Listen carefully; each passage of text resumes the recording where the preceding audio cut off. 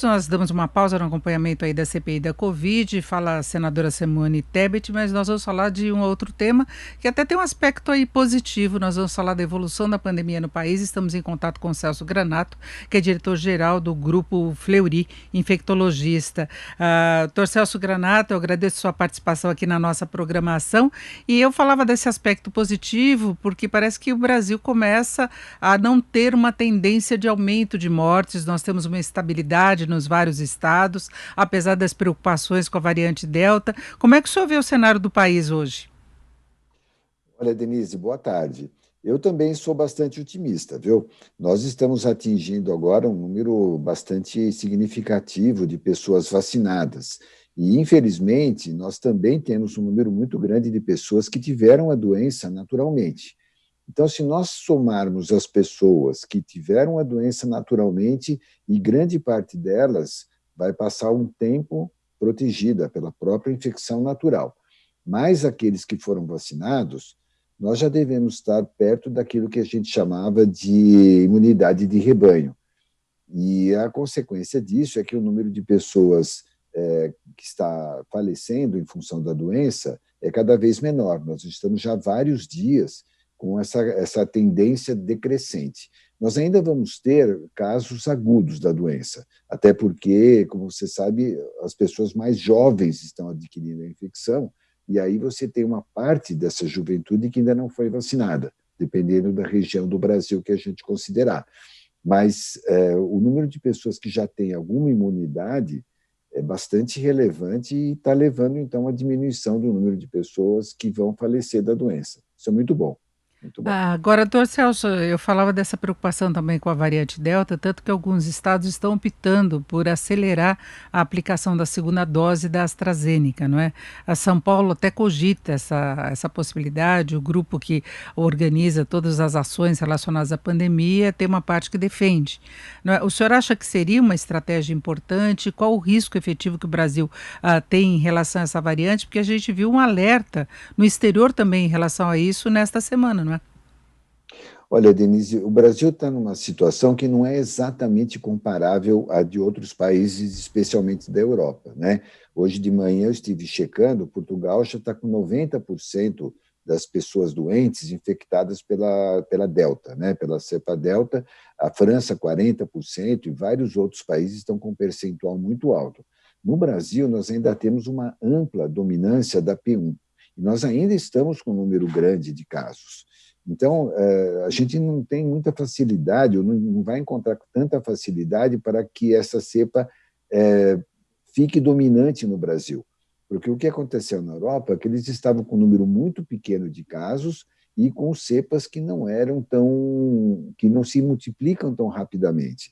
Aqui no Brasil, nós estamos ainda com um número muito grande de casos e com a cepa P1, que ela multiplica bastante, né? A cepa gama aqui no Brasil. Então, isso faz com que crie uma certa resistência à entrada de cepas novas. Eu acho que o que a gente precisa fazer agora, Denise, é monitorizar. E isso o Adolfo Lutz está fazendo, a Fiocruz está fazendo, o Butantan, várias organizações da USP estão monitorizando para ver em que momento ela se torna dominante, se é que isso vai acontecer. Agora, com relação a antecipar as doses, o que eu tenho visto aqui no Brasil são, se não me engano, 5 estados que anteciparam. Eles estão fazendo uma antecipação relativa.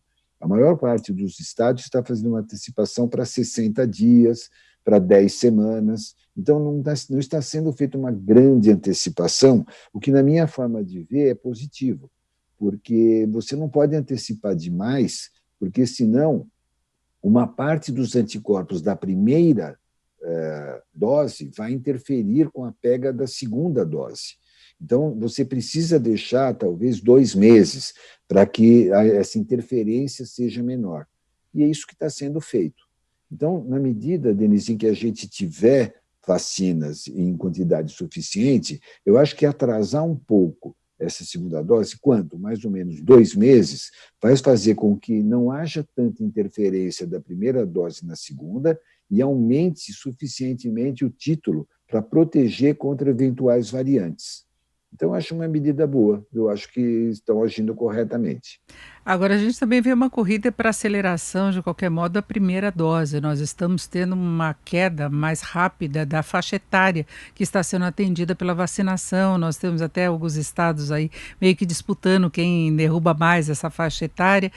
Isso é positivo, mas nem todas as vacinas dão a mesma proteção na primeira dose. É importante depois se chegar a concluir essa aplicação, essa imunização toda, que se espera que aconteça lá para setembro, pensando em termos de país, setembro ou outubro, para que se assegure de fato essa proteção maior, que seria a imunidade de rebanho de uma forma saudável, né?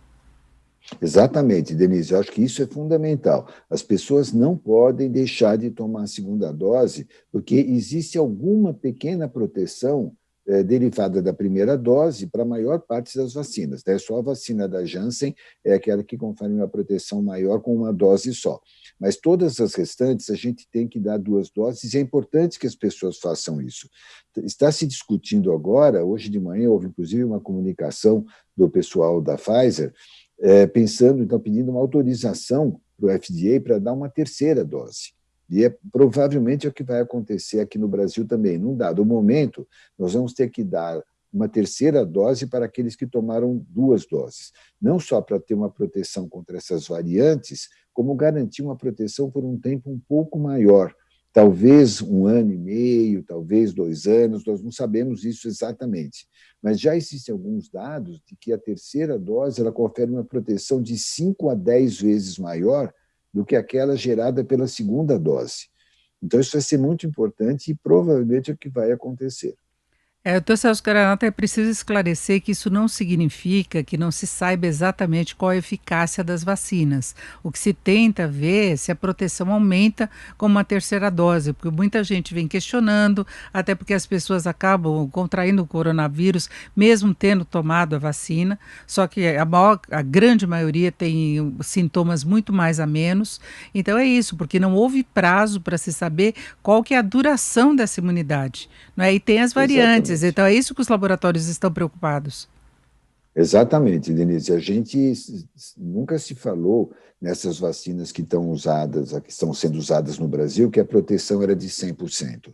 Tanto é que a gente enfatiza muito para as pessoas, mesmo quem já tomou a segunda dose há mais de um mês, deve continuar usando máscara, deve continuar tomando todas as medidas de prevenção, porque a gente tem uma medida de proteção individual com essas vacinas, mas a gente tem uma medida de prevenção coletiva. Isso é que as pessoas às vezes têm dificuldade de entender. A gente precisa vacinar o maior número de pessoas para tentar diminuir a circulação do vírus. E isso a gente ainda não tem muito bem comprovado que a gente possa diminuir a circulação do vírus ao vacinar as pessoas. Então, são 2 aspectos. Um é a proteção individual, que é muito importante, como você falou, mas também é importante a diminuição da circulação do vírus. E isso a gente vai conseguir com a vacinação em massa, grande parte das pessoas, e com uma proteção, pelo menos, da segunda dose. Agora, doutor Celso, a gente vê os estados já flexibilizando mais algumas atividades. Nós tivemos em São Paulo ampliação do horário do comércio, inclusive de restaurantes, de bares, com a possibilidade de se chegar a 60% de ocupação. É um local que as pessoas ficam sem máscara. O senhor acha que já é o momento para isso? E nós temos essa flexibilização também ocorrendo em outros locais, até se vai testar em jogo de futebol. O senhor acha que o Brasil já chegou a esse estágio? Eu acho que ainda não, Denise. Infelizmente, eu acho que não. O que nós observamos no Chile, por exemplo, mas em vários outros países, até em Israel, quando começou a ter essa flexibilização um pouco maior, um excesso de confiança, o que aconteceu é que houve um pequeno surto, né? Então, eu acho que a gente precisaria ainda ter uma precaução um pouco maior, viu, Denise? Porque o que a gente tem observado é que quando você não atinge 75%, 80% da imunidade de rebanho, o que é mais do que a gente imaginava no começo, quando nós fizemos os primeiros cálculos sobre imunidade de rebanho, nossa previsão é que seria necessário atingir 60%. Mas naquela época a gente não contava com as reinfecções e nem com as variantes. Então, isso fez com que esse nível de imunidade de rebanho necessário para você proteger efetivamente esteja mais próximo de 80%. E isso poucos lugares do mundo, se é que alguém tem esse valor. Então, eu acho que a gente está na hora de aumentar muito. Eu gostaria muito que fosse possível a gente estender esse período de restrição um pouco mais, porque nós estamos num ritmo bom de vacinação, né? Você vê que a gente tem vacinado mais ou menos 1 milhão e 200 pessoas por dia, né?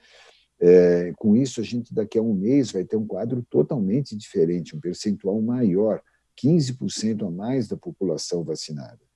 Isso vai nos proteger muito. Então, eu sou mais cauteloso nesse sentido. Eu preferi esperar um pouquinho mais para dar tempo de a gente avançar com a vacinação.